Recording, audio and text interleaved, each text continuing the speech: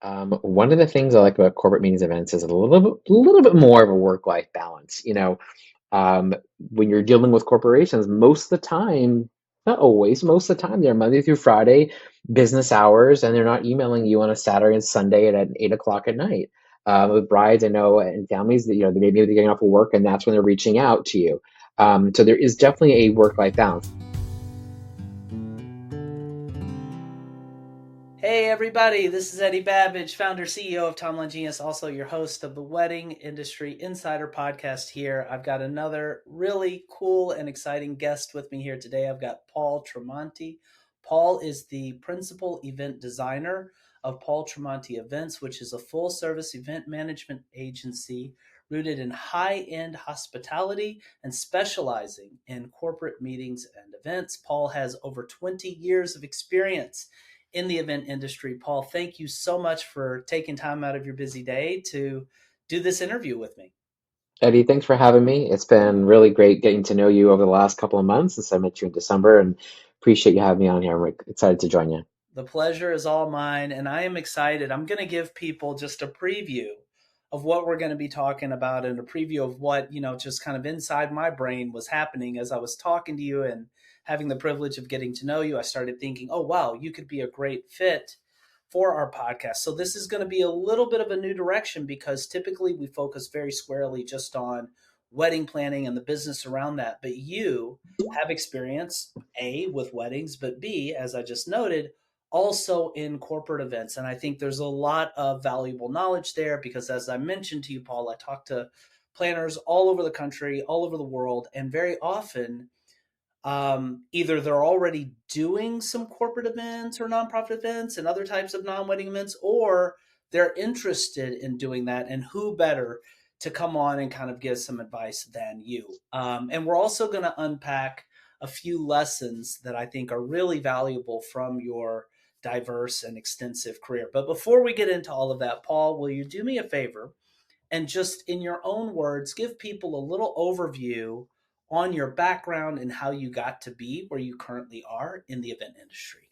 Absolutely. Yeah, no, I think it took a little bit of my journey, the roadmap to where I am is, I spent 20 years of my career in hotels, working in hotels in all different capacities. So started off in operations within restaurants, bar, room service, all the fun things in operations. And I really think that that time in operations still to this day, I think it makes me a better designer, a better planner, because I truly understand kind of the workings behind the scenes.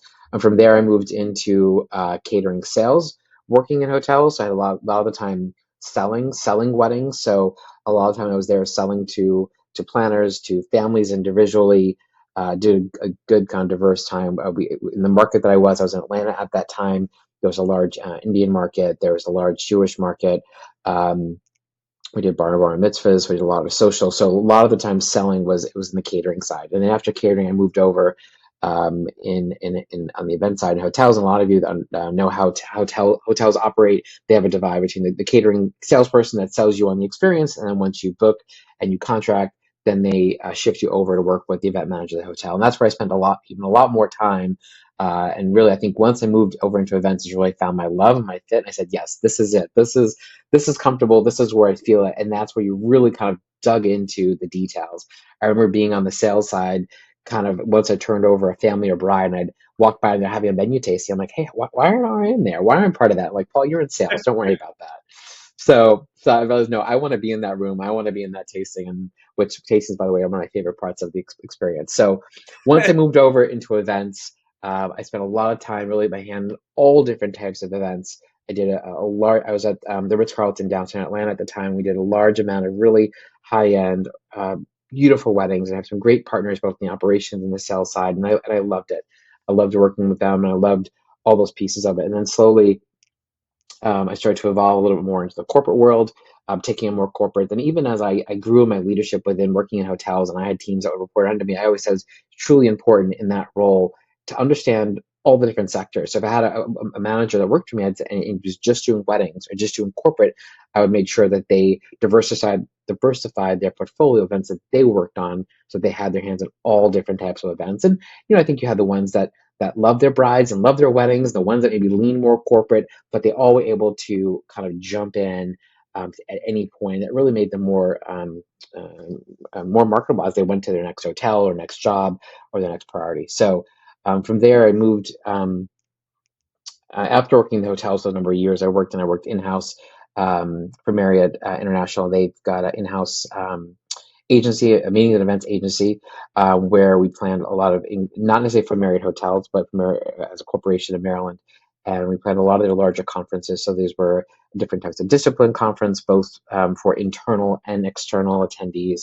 And that's really where I started to evolve more into the corporate world, and my love for just the different pieces that made it fun. When I think about when I was working in the hotel, it was kind of just one piece of the overall planning experience. But then once I moved over into the corporate sector, and I had my hands on so many more different pieces of the planning, the concepting, the strategy, the logistics, the offsite events, the onsite events at a hotel, all the different pieces. So, and then really when I started my own business, which was 5 years ago now, I thought about really, what is my brand, or what do I want to work on? I really want to kind of focus my time on it. And I started to think about weddings and do it. And I realized, what, looking back on my career and all the time I spent in the hotel, I really wanted to focus more on the corporate side, really where I kind of felt the most comfortable, most at ease, and that's kind of where I've been in growing in that sector. So I haven't looked back. It's been fantastic. I love that, Paul. And at this point in your career, I mean, you've been doing this for years. You've seen events from so many different angles. What is it that really lights you up and keeps you? I mean, from the time we first met at the at the networking event there before the holidays, I just sense this kind of like just this positive energy, right? And I think sometimes it's easy in this profession to get beat down by the stress and the grind, but like, what is it that keeps you kind of like positive and excited about your profession? Well, there's a couple things. And first of all, I don't easily get, people who know me know I don't easily get stressed. I don't easily get knocked down. I keep a pretty uh, glass is half full attitude most of the time, and able to kind of keep the stress level down. But the things that kind of keep me excited, keep me going, are the two things that come to my mind most immediately are, number one, people I work with. You and I were just talking about this before we started the podcast, but the team that I have that are surround me every day, we spend more time with their team, sometimes their own family. Those people have a great energy. They work hard. They're dedicated, and I couldn't do half the things I do without the team that surrounds me. And they just we're together. We laugh. We work hard. We enjoy each other's company. That's number one. And the same goes for the clients that we're with. We spend so much time with our clients as we're on our those. When you're planning a corporate meeting event, it could be a year, it could be 18 months, it could be more, and you get to really know your clients super closely. And so that time together is important. When I'm on site at an event, that's the next thing, is when I'm on site at an event and you're in it and things are happening and you're seeing an event that you worked on for so long come to life. You could be in the middle of this reception, you just see it being built, you see the blocks being put into place, and then you see it happening. There's a really just great energy that comes over you that makes you so excited and proud of all the work. What went behind it and all the hard work that went into it. And then it happens, and it's just this moment of being just so proud and excited, and I'm a little bit on air. It's kind of giddy and kind of fun. So those are a couple of things that kind of keep me excited and keep me going. I love that, Paul. One more sort of question as I was listening to, just the turns and twists in your career story, and it's the same for me. I told you I'm a recovering lawyer, and I just find it fascinating that in life there's this kind of mixture, right? Of on the one hand, we have to have a vision and dream and set goals and take actions toward those goals and all of that. So Right. in one sense, we try to kind of make intentionally craft our lives, but on the other Hmm. hand, there's so many things that we don't control that oftentimes we end up being led down paths that we didn't even anticipate going down, and it makes me kind of Yeah. wonder Right. if I were to go back and talk to you, earlier in your life, childhood, whatever, like, would you just be completely surprised that you're where you are? Or would you have said, no, actually, as I reflect, the seeds for me to be doing what I'm doing were there? Like, how do you kind of feel about that? I wouldn't be completely surprised. No, I feel like it's somewhat of a natural path for where I am, and the things are important to me, and just kind of my personality. So I think it makes sense for where I am. And if you asked me 10 years ago where you'd be, I couldn't have said, hey, Paul, this is where I will be. But looking backwards now, it feels right, I'm yeah, it makes sense. Awesome. Well, one thing that I kind of teased at the top of the interview that I really want to get into is I think you have such a nice experience for kind of this conversation, and you've been doing this for over 2 decades. Being in business is hard. We get knocked Yeah, on our it heads, knocked is. on our butts more times than we can count. We get back up, Yep. hopefully, and keep going, and we learn from those things over the years. What's one, say, valuable lesson that you've learned over the course of your career? Over the course of my career, I think one of the most valuable things that comes to my mind, really, and I've really leaned into this now. I own my business as an entrepreneur is trust your gut. Trust your gut. It's gonna lead you right. I think there are things when a decision is presented to you and you feel queasy about it, something doesn't feel right. So, your gut tells you something about this doesn't feel right. Hmm. Um, or oh my God, I'm so excited, and this initial inclination is so excited, and so sometimes I tend to overthink things, and I'm like, no, what was my initial gut? It felt right. Or if I'm hesitating on something, why am I hesitating? And so I kind of go back to that trust your gut, because I think it's going to lead you right. I have an interesting thought that kind of arises in connection with that point. So it's a little paradoxical because I feel like on the one hand, Paul, as business owners, like no matter what kind of business you have, we have to be looking to other sources for information. We have to do things like this, listen to podcasts and learn from people like you who have did we have to read books, we have to go to seminars, all these things. But on the flip side, to your point, we also need to look inside. And this is so random, but I've heard Jay Z and 50 Cent, the rapper, who Hmm. they both are entrepreneurs in their own respects. They Sure. both talk about this, and this is a little like non PC, but I'll just say it. Like they both talked about it in the case of like when they were younger dealing drugs, which is, I know again, like bear with me, but they were like, Okay. Okay. I'm with you. you have to listen to your gut. Like there is no go read a book on this. They're like you need to assess whether or not this person is shady or going to try to do or what this and they credit that ability to listen to their gut. They credit a lot of their entrepreneurial experience. So like it wasn't that somebody told me go do A, B, C, and D. Right. I had a feeling inside of myself and I learned through my illegal activities that I had to listen to that, right? Like, does that kind of resonate with you? Like, as you kind of look at your career, I mean, you're saying like, listen to your gut. Like, how do you kind of balance that with also kind of learning from these external sort of sources? Like, yeah, how does all that fit together? I even think about an example from early in my career. I mean, I was maybe in my young 20s, and I was always kind of good of taking assessing situations. I remember being in a situation where I had to make a choice of if I wanted to go to another position, another job. And I remember at the time I was in front of my leader, I was like, what do you think about this? He's like, no, don't do that. That's not right for you. Stay here, do this. And I kind Right. of just sat back at that point. I said, this guy is thinking about himself. He's not thinking about me. He's not thinking about my own career. And I said, thank you very much for your advice. I appreciate it, but this is what I'm going to do. And I seeked it out, and I always do that. Even if I end up trusting my own gut, it's still kind of good to have different sounding boards. But at Yes. that point, I was like, I'm trusting my gut, and thanks for your advice, but this is what I'm gonna do because it felt right. It felt like I need to do that. But I think I surround myself with people that I trust, and when a situation comes up and I just need to bounce around an idea, I call someone and say, hey, I've got this idea. What do you think? This is what I'm thinking. What do you think about this? Does this make sense to you? And through those people that I really look at as confidants and friends, and mentors, and I think it's really important that we all have those, no matter what point we are in our career or our age, that we always have those friends, those people that you really trust as mentors, to say, here's one thing, does that make sense? And just the ability to have those conversations, they mean so much, because then they can always walk away with, yeah, Paul, you're thinking right, that makes sense, don't overthink it. Or, hey, have you thought about this, have you thought about that? And it makes me feel better to have like, yeah, that's a really good idea, thank you, I hadn't thought of that perspective of it. And also getting other people's perspective as you're moving forward. So having those people around me has made a big difference. But then that coupled with, there are sometimes I'll get somebody to get their advice and I go, you know what, appreciate your advice, but I'm still going to do what my gut said.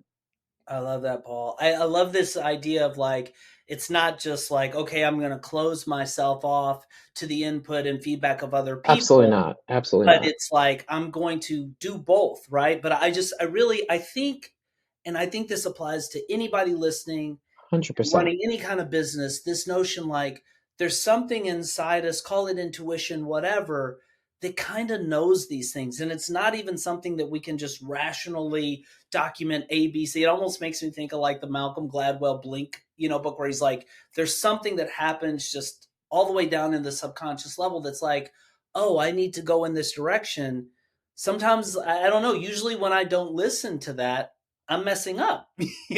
Like Yeah, sometimes right. I'm like, shut up, gut. Like, I don't want to have that tough conversation, but like, there's something in our intuitive selves that kind of knows what we need to be Yeah. doing, you Yeah, know? no, you're absolutely right. And I think this comes a lot in, in hospitality and working in the service industry where you're interacting with people and you're right, trusting your intuition. If you have the ability to read another person, how they are in a situation, you could tell if they're uncomfortable. You could tell if they're unhappy. You have to like, hey, how are you feeling?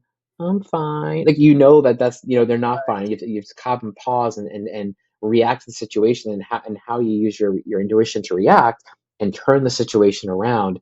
I work with the Ritz-Carlton. We talked a lot about instead of saying mistakes, we call them an opportunity. And was part of the Rich Carlton culture to say, hey, we had an opportunity with this guest, this thing happened. And they say that because it's an opportunity to make things better. And truly, things are going to happen. Things are not going to go the way we want them to. And it's really how you react to that situation and Yes. turn it around. And you can now take a situation that was bad on its head and make it better. And the situations where I'm thinking about that I've been through from a service perspective, I'm like, I'm not now mad about what happened. I'm not mad at how you reacted to it. And you didn't make it better, and you didn't take the opportunity to make things better. And so, you read people and you make those situations, you take those opportunity to make things better. And that's all I think in a real life situation, that's your intuition, and that's how you're reading people in the situation. Which I think whether you're working in wedding, and I'm sure that everyone in the weddings are shaking their head, going, absolutely. When you've got families and right in front of you in a stressful situation, you're reading them. So whatever sector of this business you're in, you're shaking your head saying, yeah, absolutely, because I know you all listening have been through that. I love that, Paul. Yeah, it really resonates with me. It makes me think of, there's a book, Psycho Cybernetics. I remember I got it off my dad's bookshelf. He's passed away now, and this was decades ago.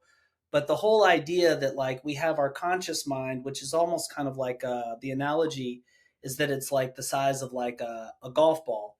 And we have Okay. our subconscious mind, all the thoughts, feelings, emotions, logged experiences that's actually like the size of a beach ball, right? And the conscious mind, if I'm going to walk over there, across the room and pick up a glass of water, I don't think I will first extend my left foot and then I will like, you don't consciously do that. Like the reality Right. is like, and I think what we're calling gut really kind of goes down to like all of the thoughts, feelings, and all the information that your mind has logged over the years. Like that's just this rich treasure trove. And sometimes it just kind of surfaces as like an intuition, an instinct. And I just really love kind of the idea of telling people to listen to that, Yeah. and other people may Actually, not see yeah. it, you know? But what you're saying actually made me think of something too. As you're saying that, someone described to me when Paul, they said, Paul, it's all what they're paying for us. What makes this difference is kind of that gray matter, that what's in your mind that Right. makes you special. Look, you've got a lot of people that do what I do. A lot of people who do what I do, and they're phenomenal corporate meeting and event planning out there. There are many, many great wedding producers, and but what makes each of us unique is that gray matter and our unique experience of how we got there and our unique approach and how we do it. And so when you're working with a client, a lot of it comes down to we do business with people that we like and we feel comfortable with. And so it's that experience and that what makes each of us kind of unique in how we approach our business. Um, they're not just paying somebody to produce their wedding or the corporate meeting. They're paying them to kind of all the experience they bring with them and their attitude and their approach and all those pieces that make each of us and kind of how we approach our business distinct and different. I love that, Paul. Love it. Time permitting, I may actually circle back and talk more to kind of mine some of the other lessons from your Sure. your treasure trove of experience. But I know the time always flies when I get good interviews going, and I know I want to get into the feature sort of this is going to be just leveraging your unique experience. You've seen weddings, you've seen corporate, you've seen things from different vantage points. Sure. Again, I know there are wedding pros listening to us right now that if they're not already doing a little bit of corporate, they're interested in it because let's be real, weddings can be very cyclical and the cash flows can be, the revenue flow can be very lumpy. So, kind of, I guess, let's start down the path, Paul, of if I came to you and I said, Paul, we're having lunch. I've been doing wedding planning for a few years and I'm really interested in doing corporate, but I don't even know where to start. How would you start counseling me to like get into this line of business? Well, the first thing, I'll say, Eddie, is like, look, I think that if you are in the world of weddings, and let's say I'm going to talk particularly to let's say planners and producers, if you have the skill set to do that well, you have the skill set to work in corporate meetings and events. You're using a lot of the same skills, a lot of the same um, strategy that you're using. You're just applying it in a different way. The same way you are adjusting as you talk to different families. Every one of your wedding clients is a different tenor, a different feeling, a different family dynamic, and you're adjusting each of those families. It's the same way with your corporate clients. You're getting to know their company and their values, and what's important to that company, the same way you're getting to know each of those families that you're working with and what's important to them. So there probably are a lot more similarities than there are differences. So feel confident that if this is kind of the direction you want to take and you are shifting from social, you want to take a little more corporate, you want to mix it, that I think you've got the ability to do that. Um, I would say talk, kind of like I mentioned earlier, talk to your colleagues. If you've got colleagues and friends that are in corporate, talk to them, spend time with them, what's happening in their world. Maybe volunteer your time. Maybe say, hey, friend, you're hosting this corporate conference. Can I come and shadow you and spend time with you on site? See how it rolls. See the differences while you're on site at a meeting and get a sense of, does this feel right for you? You come to see the differences. I think that's important. Um, Follow people like me if there are things that I want to learn and know more about. I follow those people on LinkedIn, on social media, on Instagram. What are the conversations that are happening that I need to pick up to pay attention to? So I would say follow those conversations, follow people. Like for me, I follow people that are in positions that I want to be in or want to learn from. So I would say, keep that in mind. Um, so the shadowing, maybe join an industry association that specializes for me, I belong to MPI. I belong to NACE in the past when I worked in catering. So that's where a lot of really great conversations are happening to bring great educational topics to the forefront. Um, um, and I think that's a great place to start, is really just talking to those people that you know. And then I think as more and more you could add those things to your resume, like, hey, I helped to produce this, or and start off small. It's, hey, friend who's a meeting planner, can I come and help you produce this? And they may say, sure, why don't you manage food and beverage, or why don't you pay attention to these breakouts or a certain sector? And then you start to kind of grow and expand from there. I love that, Paul. And, just to take a little detour here, before somebody like gets gung ho and full throttle about getting into corporate, we talk just in a candid way about pros and cons because I think there are pros and cons to everything. In your view, what are some of the pros and cons of doing corporate work as opposed to, or in contrast to doing weddings? One of the things I like about corporate meetings events is a little bit more of a work-life balance. Um, when you're dealing with corporations, most of the time, not always, most of the time, they're Monday through Friday, business hours, and they're not emailing you on a Saturday and Sunday at 8 o'clock at night. With brides, I know, and families that, maybe they're getting off of work and that's when they're reaching out to you. So there is definitely a work-life balance. Now, not to say I don't work at night and I don't work on weekends or I need to be on site or when there are deadlines. I do, but that's my choice of when I find my most productive work hours. But so there's definitely a little bit more of that balance of that time frame. I'd say that's definitely a positive. Um, Honestly, Eddie, I can't think of any. I really can't think of any. I can't think of any negative. Are there Uh, any challenges that are unique to corporate? Because we talked about, and I love that sure, you pointed out, Paul, because I think part of this is like giving people just the boost of confidence. Sometimes that's all we need to get over the hump. Maybe, like you said, to tie it back, maybe somebody has had a gut feeling, oh, I think I could do corporate, but maybe they've just been like kind of doubting that a little or yeah, overwhelmed. I love that you're giving them that boost and saying, look, you got this, right? Most of what sure. you need to do. Are there any additional skills that a person might need to bolt on in Sure. order to kind of get into doing corporate work? Yeah, I'll talk about a couple of things. I think first of all, and this is the same as with weddings, your supplier relationships are key. Your relationship with all the people that you're working with, all the people, your entertainment companies, your production companies, all those people, the stronger relationships you have, you can always lean on each other. So same as weddings, that those relationships have really helped me to make my events better because I can trust them, they trust you, and so keep those folks close to you. I think as me, I kind of looked a little bit when I'm on site at an event, I'm a little bit of a conductor. Okay. I have all these different things happening at once, and you can't do it all. You need to delegate. You have to know how to delegate. You need to, because if you don't and you put it all on your back, you're not going to be at your best. You're not going to be able to produce this as well as you want to. So I think of when I go on site for an event, at that point, it's a well-oiled machine. We've got a production schedule. We have people who know it's clear. This is what your role is. This is what you need to do. This is where I need to do. And people are moving. And I remember I was on site at a meeting. Um, it was just in September, and I was kind of like, it's quiet. Everything's going so well. What am I missing? When things are going really, really well, you're like, okay, something's not going. So I'm missing something because it's going too well. But I paused and why is it? This is really it's scary how it's just going so well. Was because this is a team that had worked together on 5 other meetings the same year, and it was down to a well-oiled machine. It was a science. They knew where they needed to be, and it's because it was delegated. They knew where they needed to be. And I knew where I needed to be, and so I think the delegation piece is really, really key. Um, and I say the next thing, not to say that you don't have a lot of balls in the air at weddings. You do. I know you do.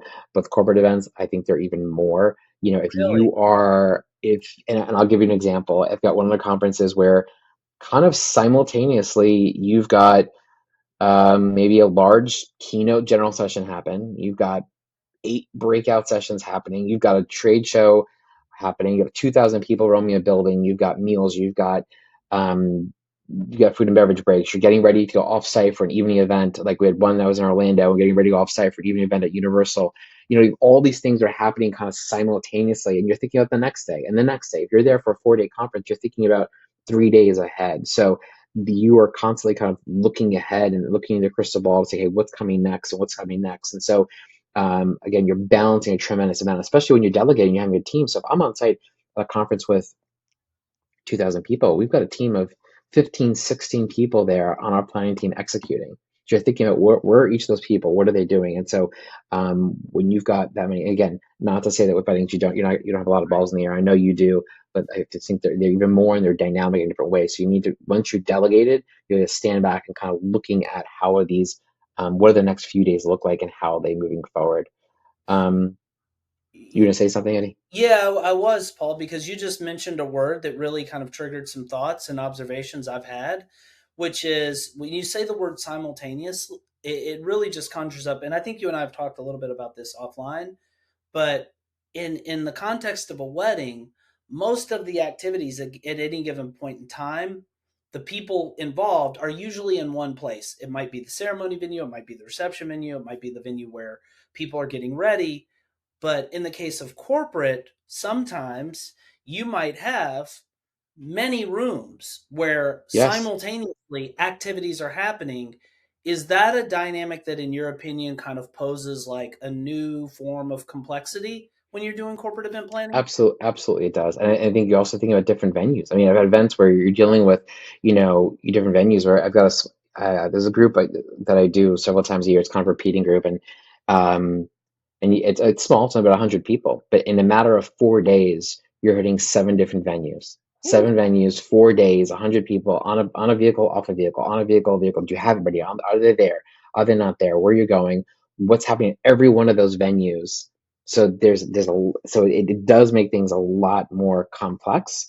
And again, you're having the right team in place and the right leaders, and it's the right form of talent. If you don't the right team in place. So when I look at a meeting, I said, hey, how am I going to staff this event? Hmm. I think about the complexity of the event and who are the right people to approach it, who are the right team members that are going to really make this dynamic. So as I think about what I said earlier, and I delegate, I also think about who the right people that I'm delegating to fit this meeting. So I think that's definitely part of it. I think there's also small nuances in how you approach corporate meeting events. For example, I was just talking to somebody earlier today, a client, and we are talking about bands, for example. If you're having a wedding and you're having a big celebration, a social celebration, there's this tenor of celebration and excitement. You've got a band, and that band's gonna rock on, and people are dancing, what have you. A lot of times at a corporate meeting and event, you hire a band because you want to have a good tone, a good feeling. But then there's also this, it's too loud. They're too loud. We're trying to have a conversation. Can you help the band kind of lower down a little bit? So it's knowing that audience to say, okay, this is, well, yes, it is a celebration. It's still a meeting, and people still want to network and spend time together and hear each other talk. I know it's probably a common thing at weddings, but the little nuances like that, when you know the audience and you know how to adjust and pivot in that way. So it's just a small thing. It happens probably at many corporate events. So, I think, Paul, yes, another, sir. if I may just jump in Sure. here, Yeah. and again, just kind of to give people like a little like encouragement here and not have them feel overwhelmed. When you mentioned having a team, which this is a really important point, I feel like that you're not just doing everything by yourself and having the right team. That is a word that's kept coming up. So I realize that that's very powerful. What about, again, going back to say this hypothetical case that I whipped up? I'm a wedding planner and I don't yet have a trusted corporate team. Maybe I have the people that I work with on my weddings, but what do I do if I want to embark? I mean, there's a chicken egg thing, I can do the Hmm. corporate events once I have the team, but I can't get the team until I have the events to pay them. Like, how do you think about kind of threading that needle to where people can not be just doing everything or maybe should they start doing more kind of by themselves and build the team later? Like, how does that team building part of this kind of roll out in your mind? I think there's just two things that come to mind as you said that. Number one, I think there's opportunities where you could do things on your own. You start smaller, and maybe you are assisting others, Mm-hmm. and you're gaining that confidence, and you're gaining that skill set as you're assisting others in their meeting. But even as you build your team, there's a lot of a lot of freelancers out there that are doing both. They're folks that come to my mind right off the bat that I know that are doing that are touching in different parts, that they're doing weddings on the weekend, corporate by week, and doing different things. And you can bring those folks in under your team and let them also help you and also help drive the business as well. And you know, I think I said this earlier, but like the team I work with, I couldn't do half the things I do without them. And we were talking as a team meeting we had a few weeks ago, and it was talking about how each of them bring ideas to the table. Each of them bring ideas, and it's never like, no, no, no, I didn't come up with the idea, so it's not a good idea because I didn't come up with it. It's like, no, that's a great idea. Let's uncover that. Let's unpack that. Let's think about how we can really apply that idea that you brought to the table. And everyone on the team always brings ideas to the table. And I think if you open up those conversations with your team and you diversify the team, you have a few people that are 100% wedding and they do them, they're brilliant at them. And then maybe you have some that are a little corporate, a little bit, or maybe they haven't worked weddings at all and they're all corporate. Diversify the team, get different perspectives, let them come in and support you and help you and help build that. And they're going to bring different ideas and different suggestions to it as well. That's a little scary for some people because you need to relinquish a little bit of control. Mm-hmm. And I know as whether weddings or corporate, Right. we're a little bit control freaks. You kind of have to be, right? You have to kind of have to be, but you got to release some of that control and Right. trust the people that are around you that they're going to make the right decision. And then that's part of that delegation is that trusting people to make the right decision. So when I have to go on a team that have a very diverse backgrounds, and my team is not only diverse from our experience, but also our age. We're cross generation. We have every generation kind of check marked on the team, but they all bring this great perspective and we trust one another. So I think as you're thinking about how that works in a corporate lens, grow, look at the team, people that work with you, look at their diverse experience, shake it up, change it up, make sure that you have a little bit different background, how they kind of approach it. And then maybe there's some situations where you're working with a small meeting and you can do it on your own. It's not terribly complex. And others where you go and support other large meetings where you're handling a certain part of it. Because even let's say, for example, within a large conference, like I was mentioning earlier, the one that has a trade show and general session and breakouts, each of those own little worlds. And so I've got a team that manages each. So there are people that are just dedicated to the trade show because that's a beast on its own, to Okay. just the content and breakout sessions and what's happening there, and then Right. just general sessions. So you can operate, even though you're part of a larger conference, you're operating in a smaller kind of sub team. So I think to me, that's the best place to kind of start. And how do you meet those people? Is you make those connections. I think going to these industry events and make sure there's any type of opportunity to do that, meet new people, and you have these conversations. Say, put yourself out there. Hey, I'd love to help. Join. There are different. Like for me, I belong to different social circles on Slack, for example. One through the website called the Vendry. It's a sourcing tool for different suppliers, and they've got what they call kind of the Vendry circles. And I go on there, and people are asked sharing resources and having conversation. Hey, do you know anybody that does X, Y, Z? Hey, I need help on this event that's X, Y, Z, and it's a really great way to expose yourself. There's another one that's called Club Ichi, which is it's really focused on corporate meetings and events. It is a paid annual subscription, but it's a community, and people are just sharing ideas and resources and all that. And it's a lot of, hey, here's some jobs that came up. Here, I need help with this, or hey, I'm available to do X, Y, Z. Find one of those communities where you can join in this conversation, and I think you really get wind of opportunities. As a wedding planner, you know how important it is to create detailed wedding day timelines for your events. But creating your timelines can be a tedious and time-consuming job. Until now. Because Timeline Genius lets you create beautiful, detailed wedding day timelines with ease. And it keeps everything you need on the wedding day in one central place. Here's how it works. First, Timeline Genius saves all your clients, vendors, and venues in your Rolodex, so you don't lose time looking for their information. And when you're ready to create a new timeline, you simply enter the key information for your wedding. Click a button, and voila! Timeline Genius magically gives you a customized timeline for your event, where all the details are laid out and the times are calculated for you. From there, you can easily edit your timeline by adding or deleting items, inserting images, changing font styles, and customizing everything to your liking. You can also instantly shift the times for as many items as you want. And when it comes to your clients and vendors, Timeline Genius lets you give them the highest level of service. You can send them tailored timelines, showing only the items they're involved in. And you can collaborate by inviting them to a mobile-friendly, web-based version of the timeline. You can even set text message reminders to automatically go out on the wedding day. And once you've completed your perfect timeline, you can download it or email it out as a beautifully styled PDF. And that's Timeline Genius, a smart software that will help take your wedding planning to the next level. Start your free trial today. That is super cool. Thank you for sharing that, and we'll put that in the show notes. Another question here, Paul, for you, and two caveats in advance. One, I don't think we're going to get to the bottom of this particular conversation, and two, Okay. it can be a bit of a hot topic in the wedding, industry, and it is the subject of pricing. When it comes Mm, to weddings, you yeah. have your advocates for percentage-based pricing, you have your advocates for flat fee pricing, you have your advocates for hybrid models. In the world of corporate events at a high level, how does one start to think about pricing? I will say this is probably what when I started the business was one of the most difficult things that took some time to really get the pulse of.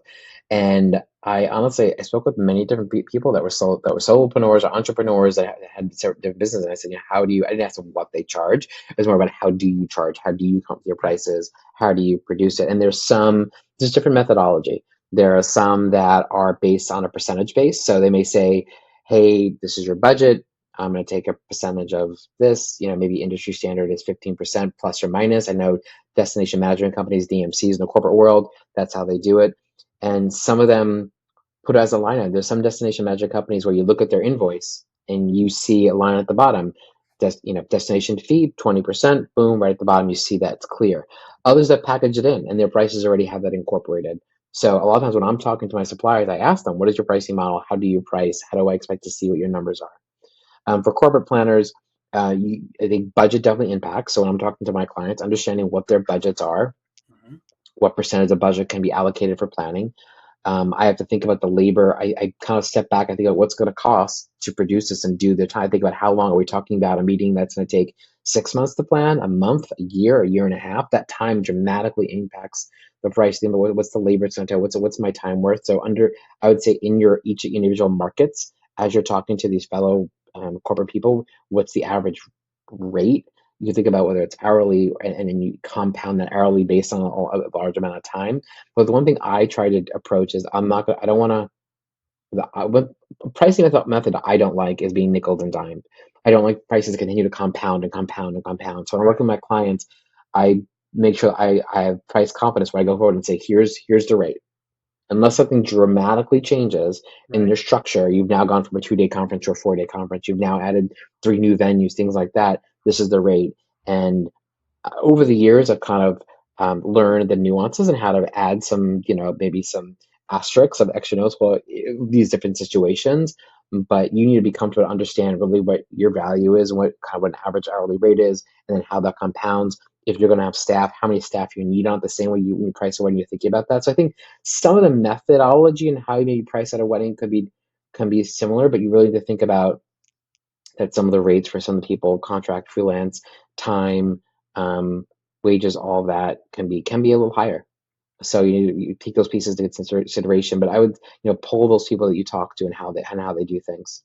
Yeah, and one thing that I see, at this point, and I don't have much, if any, opinion on the X's and O's of planning a wedding or any event for that matter. That's not my expertise. I do happen, however, to have experience, building and running businesses. And one observation, just as an entrepreneur and business mind that I've had, seeing a lot of planners kind of grow, and the ones that are scaling, growing, and having the kind of business that they're running rather than the type that's running them, is that they get this pricing model right. And there's almost this psychological barrier, I think, that can creep in on the wedding side, which is like, I'm scared to like say that number because clients are going to, couples are going to, balk at it.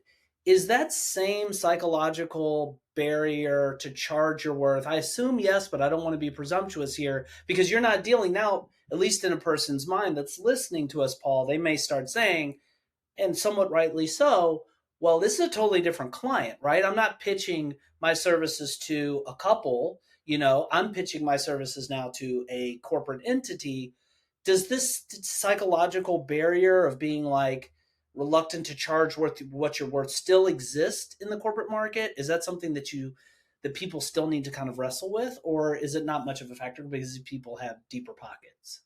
It exists. No, I think it definitely exists. And I think when I first started, I probably was a little bit more gun shy, but you got to gain confidence in what you're worth, what your price is. And I think as people, if you're working in a particular market over time, you're going to gain a reputation. They're going to say, "Oh my God, Mary's amazing. She just is over the top." And Right, you're going to want Mary. And so right, have confidence in the reputation that you've built and the name that's out there. People are going to pay a little bit more for that. And if they don't, then maybe that's not the right fit for you. I know that's easier said than done when you've got a blank, October and you want to fill it.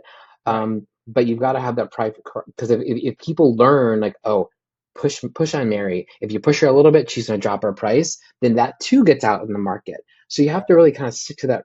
Be confident. And there's something. It's kind of like, I think about this. If I go on Amazon and I'm buying something, a product, whatever that product is, and I see the average price is $20, and I see the same product for 5, I don't go, oh, that's great, I'm gonna take that. I go, why is that product only five Right, dollars? Why are all these other right, products $20, but this one's 5? It's probably not right, good quality. I'm not gonna buy it.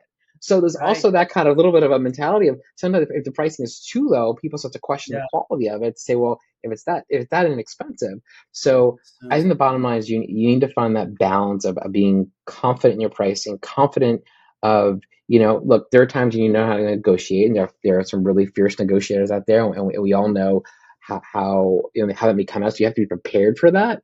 To either say, you know what, I'm going to build a little padding on my pricing because it may happen, or hey, I need to stick to my guns. This is the pricing. I'm putting my best foot forward, and if it doesn't work out, I remember doing that when I first was working in weddings, and one of the first things I worked in sales and catering sales was know your competitors. Know your competitors. And I worked in a hotel, and literally 2 blocks away was one of my biggest competitors. Biggest competitor. But I knew them personally. I went to Keynes events. I went to social mixers. I knew their name. I had their package. I knew what their package looked like. They had mine. And so when someone called me and go, oh, this person, their package is this price and it includes that. And I knew in my mind, that's not right. I know what the person, and I'd say, oh, really? That's a fantastic price. If Bob's giving you that price, you go to Bob, good luck, and enjoy that hotel. They're fantastic. 'Cause I knew in my mind that they were trying to, kind of work me, so by knowing your competitors and knowing what's out there, that Mm. also helps you have further confidence to know that, hey, not even just your competitors, but your colleagues and people you trust, to know that, hey, I'm in line in the market. Big corporations do that for large positions. When they're pricing out salaries, they're looking at what's that market look like. But knowing your competitors and knowing what they're pricing helped me sell a lot of weddings by using that confidence to say, that's fantastic. Go to that. And they're like, no, no, no, no, no, I don't want to go to the hotel. I want to go to your hotel. But you kind of call them on a little bit. So I think that knowledge has really helped me. I love that, Paul. As we're talking, and I knew this would happen as soon as we started talking, I have all these like corridor kind of ideas now that we're in the hallway. There's another dynamic here that I think is like, because we're talking about pricing, which relates to revenue. There's another dynamic here with corporate events that I want to get your 2 cents on because it is different than weddings. With weddings, for all intents and purposes, it's one and done, right? Set aside the fact that sometimes you end up doing baby shower parties, etc. Once you get close to a couple, for all intents and purposes, it's one and done. You get referrals, whatever. With corporate clients, you have customer retention almost as this new, like, talk to me about that Yeah, dynamic and how that works. I mean, on the one hand, it's a real benefit that you can get a client and then just have a steady stream of business from them. On the other hand, now you also need to nurture that relationship and make sure that it. absolutely. Talk to me a little bit about that aspect of being a corporate planner. First of all, you are right. That's definitely another benefit, is kind of this annual. You have some meetings that are annual. Sometimes they're biannual. Sometimes they're every year. Sometimes they're multiple times a year. But um, I think when I was worked in the corporate world, they say, it costs more money to get new business than it is to retain and nurture current business. And so, one of the things that's important to me as I'm working with my clients is continually to renew each year. And it's one of the dangers of a meeting that's annual is to say, well, we did this last year. Well, we did this last year at work. Let's not change it. Or here's what we've done in the past. I Mhm. try to, when I hear myself say that, I cringe because I don't want to say that, because look, there are definitely things that you don't want. You're not going to reinvent the wheel every single year. There are things that just work, and you learn year over year what does and does not work. When you're thinking about approach or strategy or concepting for evening events and how you design a social event, and in different realms, you have to kind of think about. And I even say the client, and sometimes the client wants what has been done. That's what they want, and that works out great. But it's up to me, incumbent on me, to at least present options, to say, here's 3 options. Here's what we did last year. Worked out great. Was really well. Here's another option. Have you thought about this? And here's another option. At least I know I'm doing my due diligence to present options. So no one going to say, Paul, hey, Paul, you're getting rote, getting boring. It's the same year over year, because that is a pitfall. People kind of rely on that. So you can't let that happen. You need to stay fresh and kind of one up yourself year over year, so people continue to see that, hey, look, there's no question. Because even when I'm looking at suppliers and year over year, there are some businesses in the corporate world where, as a corporation, they're required. Some of your larger, your big name corporations, they're required year over year to get new vendors, or at least put it to RFP, put it to bid, to say, we Right. need to put in this sector, we need to interview and bid 3 different suppliers, Okay. and procurement and all that will say, have you bid the RFPs? Let us see that. And in your heart as a planner, you're like, I don't need to do this. I know that this company did a great job for me.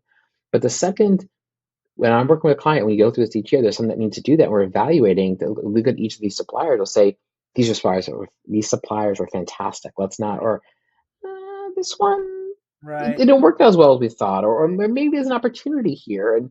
And so I never ever want that to happen with me. So it's really important to me and a team that we're kind of continuing trying their best to be refreshed, that is what it's kind of a double-edged sword, where it's definitely a benefit of corporate business, where if you build a client loyal base, they will come back again and again, and you've got a really strong relationship there. But you need to work at it, you need to foster it, and make sure you're staying fresh each year. I love that, Paul. There's something else as you were talking, and I can empathize with this because, I think that in certain respects, weddings are super complicated, but in this respect, they're generally a little simpler, which is usually you have your couple, and they come and they hire the planner, and the planner does all the planning, right? Is it, let's just, say for this hypothetical scenario, we're talking about like a full service planner, right? So planner gets hired, planner is planning everything running the show. you mentioned three letters, DMC, Destination Management Company, which some people may be familiar with, others not as much. I'd love for you to speak a little bit more to the role of destination management companies and also to the slightly different model, which I know for Mm, me, as I've tried to mm, wrap my head around the nature of corporate events, can be like a little bit more confusing. It's like, wait a minute, don't most, and again, I'm kind of taking a childlike approach to this just so sure. everybody can be enlightened from the ground up, but like at first blush somebody might say, wait a minute, I'm trying to understand the workflow. I thought big companies already had planners at that company that could do the planning, so how does that match up with like independent planners? And what about DMCs? Are they like, can you talk a little bit about the workflow there and the various, because I know there's local events and destination events. Can you talk a little Yeah. bit about to demystify that a little bit? Honestly, it's a wild west out there. And even myself, I need to sometimes really kind of go, wait, hold on a second. How does this work? It's really dynamic. Yes, there are a lot of corporations that have in-house planners, and depending on the size, so let's say it's Microsoft, and they have an in-house planning team, and depending on the size of that team and how big it is, you may have some people they've got the team to source the venue, book it, plan it, work with marketing, work with sales, work with everybody, and execute it. Right? You have some corporations that maybe you don't have those resources, and they're smaller to say, I've got someone who represents events. I can be the conduit for all the divisions in the company. Mhm. I'm one person. I'm two people, and we have enough time to source the venue and think of the next one on our calendar, but we don't have time to actually get there and plan it and execute it. We're not that big of a team. So they may say, hey, I need a corporate planner like myself, and also that's where some of my businesses to help us to execute and plan. So the size of that team and their resources in that company, they differ so dramatically.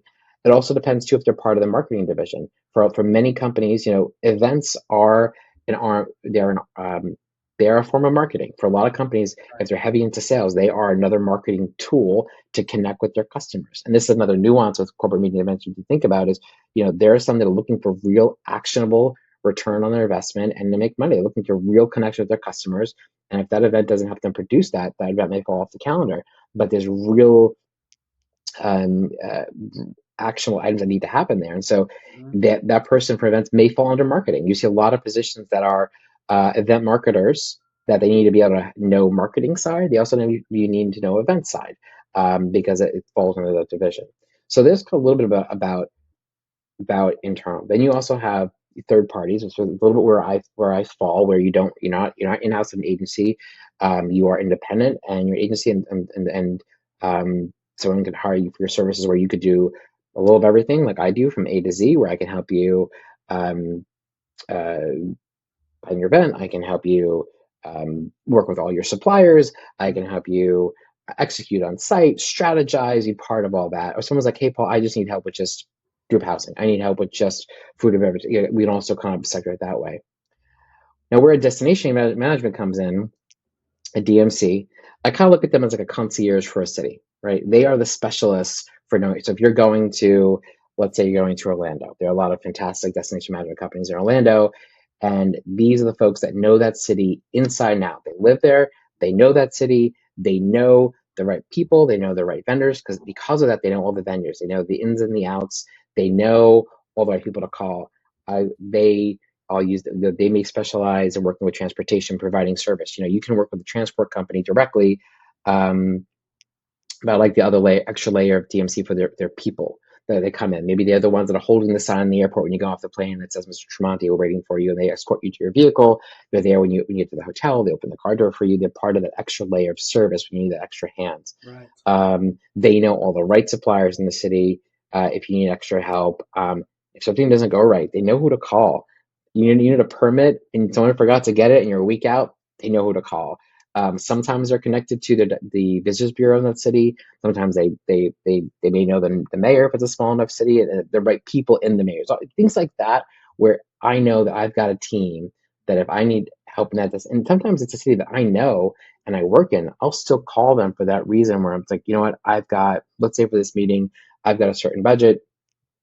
I'd rather have had 5 people on my team. I've got 3 or 4. I need extra hands to manage transportation or help me find this resource. So they're really tremendous resources in the city. You don't have to use them. You can certainly call some of these directly, but that's how they they make things easy in a situation where you're going to a city, and they help to be a one-stop shop. So if you're like, hey, I'm coming to a new city, I'm a one person, maybe that's that corporate planner who's by themselves, or they're a one person show. Hey, the DMC, I need help. I need entertainment. I need decor. I need transportation. I need an offsite restaurant. Boom. Yep, we got them all for you. We'll present it or manage them all for you as well. So that's how I look at kind of does that help? Hopefully that answers the Super question. helpful. But I think you made simple that which is like inherently very messy and complex. And I feel like knowing the lay of the land is like a prerequisite here. So I wanted to give people that little like kind of summary for those that didn't already know it. And it kind of ties to, I knew the time would fly on this interview, Paul. There are just a couple other questions. And this is a natural segue from the last topic. There's this whole lay of the land, and hopefully people aren't feeling too overwhelmed, because the answer is you're going to have to keep getting smart on this. You're going to have to get out there and network and meet you're people. gonna have to get out there and network. Start, I agree. figuring Yep. out your pricing. You're going to have to start building these relationships as people. Like, I'm a firm believer that, like, from a marketing standpoint, it's good eventually to have like an avatar. Like, you can't be all things to all people. No. How should people start thinking about, who they're targeting and figuring out, okay, out of all the range of things you talked about, these are the services that I intend to provide.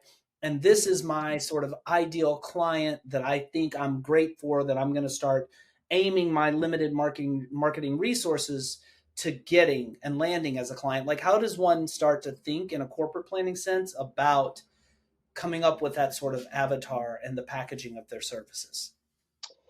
I think when I first started in the business, I started to think about, what am I going to call myself? What's my brand going to be? How do you build that? I think many of you independent planners that have your own business and you've done that, you've gone through that. Like, how do you, when you think about your brand, how does it represent you, right? You've gone through that. And I think starting there, understanding that brand and who you are and what's important to you. When you think about the services that you want to offer, first of all, what do you like to do? Like, what are the things that make you happy? What are the things that you want to do? If there's some things that you lose sleep over at night and you avoid like the plague that you don't want to do, well, then no, don't do them, or have them as a service, but know you got someone in your team who's going to specialize in that. For example, like working within a registration tool like CVAN Group Housing, that's not where I specialize. I've got people on my team that work with me that's their gurus at it. They're great at it.